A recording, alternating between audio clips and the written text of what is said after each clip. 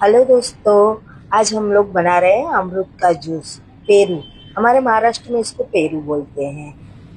ये एक ऐसी चीज है कि मेरी तरफ से तो ये फलों का राजा है। ये एक लौता फल है जिसमें पेस्टिसाइड नहीं डलता है।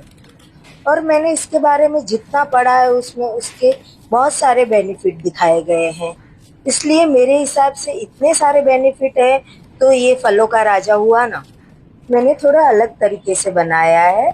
आप पूरे अमरूद का भी जूस बना सकते हो। मैंने पहले बीज का पल्प निकाल लिया है और थोड़े से कुछ मसाले डाल के, पानी डाल के मिक्सी में ग्राइंड कर लिया है। ये जूस पीने में बहुत टेस्टी लगता है। वैसे तो पेरू आप ऐसे भी खा सकते हो मसाला डाल के, पर जूस बना के पियोगे तो उसका अलग ही टेस्ट आएगा। तो एक बार ट्राई जरूर करना और मुझे बताना आपको कैसा लगा। मिलते हैं नेक्स्ट वीडियो में। Thank you.